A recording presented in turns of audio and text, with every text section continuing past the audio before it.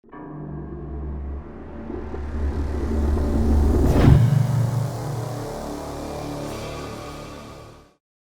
welcome back to another video. Today, I'll show you how I made a custom coin out of real metal. But first, did you like the new logo and the new intro? I decided it was time to do something a little more permanent, so I hope you enjoyed that. Okay, to make the coin, the first thing I did was design and 3D print both sides of the coin as separate pieces. If you want to see that process, let me know in the comments below, and maybe I'll make a video about that. So I glued the two halves together, and I prepared the 3D print with some primer spray. I actually tried two different thicknesses because I wasn't sure which one I was going to go with, but I ended up going with the smaller one.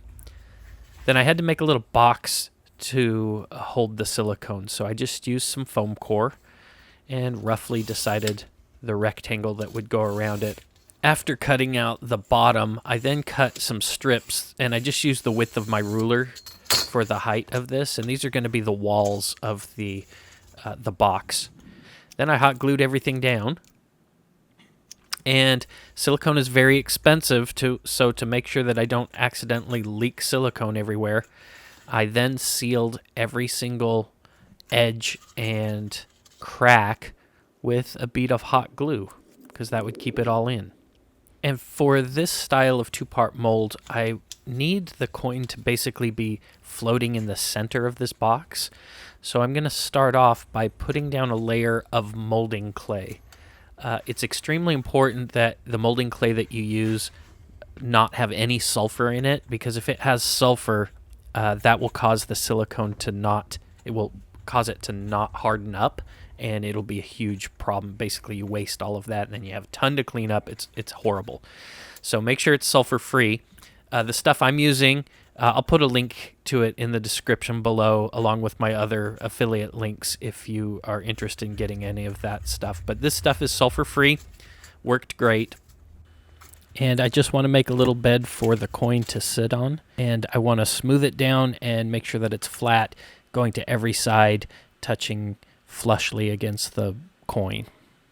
I took a little chunk and added a sprue at the top. This is where I'll be able to pour in the molten pewter later on. And since we're doing a two-part mold, the next thing is I just took a little tool and dug out some little divots. These are called keys or registration keys. And this will create bumps and divots in the mold by the end, so that the two halves can line up perfectly every single time. Now, silicone is expensive, so you really don't want to waste any. So I'm going to show you a way to figure out how much silicone you actually need to make. And to do that, I'm just pouring dry rice into my mold. This is where the silicone will go eventually. And you can really use anything like water, anything that will fill it up. But because my box is made out of paper, basically, I didn't want to use water. So I just fill it up gently. I'm not pressing down because I've got that clay in there. I don't want to affect that. And now I can just pour that into a cup. Make sure to get all of the rice out. And that tells me exactly how much silicone I'm going to need to fill up this half of the mold. And the silicone I'm using is Mold Max 60. This is a high temp silicone. It can withstand temperatures of up to 500 degrees. Pewter melts at about 330, so it should be able to hold it fine. I start by filling my cup up to the volume that the rice told me to with part A. And then I'm going to weigh it in grams. The instructions tell the ratio of A to B based off of the weight. And so this gives me my starting number and tells me how much B I need to add. We prepare part B by shaking the little container. And then I use a pipette to drip part A into part B. And I watch the weight increase as I do that until it reaches the target. And then I mix very carefully for a couple of minutes, scraping the sides and the bottom until we get a uniform color. And then when we pour it in, we just pick one point, usually the lowest point on the mold. We hold the container up really high and do a slow pour always into the same spot. You want that long, skinny stream because that will pop the bubbles as they come out of the cup and travel down. Bubbles can really ruin a mold, and this is a good way to minimize the number of bubbles. Ideally, you would put this in a pressure pot, but I don't have one, so we're just going to let this sit now for the next 24 hours to cure. Okay, the next day, it's all cured, nice and hard, and now we just need to actually pull the walls off of our foam core box. And then we just carefully lift the silicone off of the clay, and there we have our inverse. You can see our keys are now bumps, and that's a picture of our coin. It looks great. Now for the second half, we're going to do the same thing. So I've replaced the coin back into the mold. It fits right back on.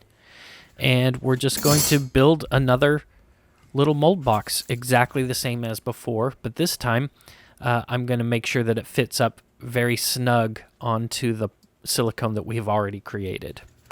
Then we put the sculpting clay back down into the sprue divot that was there before and shape one on this side so that the spout can be there on both sides of the mold. To prevent the new silicone from sticking to the old silicone, we need to make a barrier first. So we're going to use Vaseline and just make sure that we coat the entire silicone surface that's exposed with a very thin layer of this Vaseline. And with that done, then I just mix up another batch of silicone. I'm going to be doing the same volume that I did before, so I'll do the exact same process. 24 hours later, we just rip the sides off again, just like before, and we can check out our mold.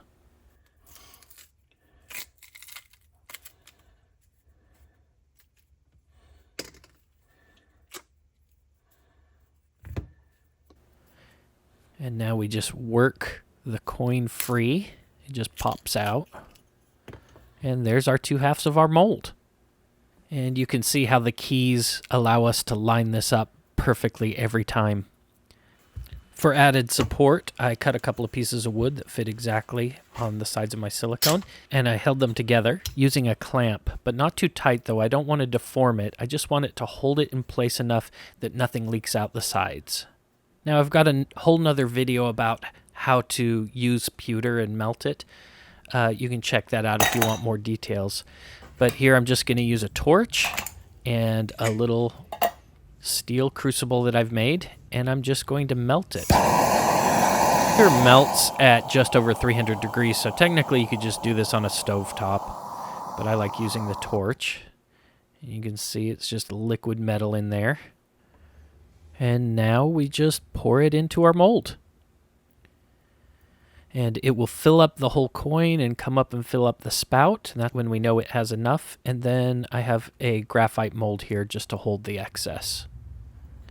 And it only takes about 2 or 3 minutes for it to cool down enough that it's solid again. And then we carefully remove it from the silicone.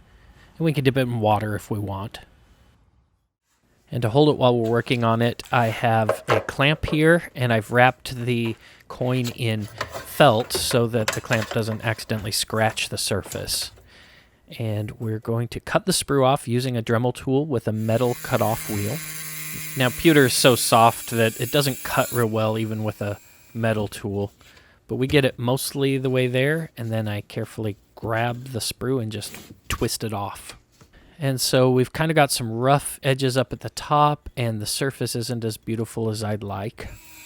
I'm going to start using a sanding drum to clean off the sprue area here and just smooth that down. And I'll go over the entire outer edge with the same sanding drum and just kind of smooth out any imperfections that are on there. I'm using the rough grit sanding drum.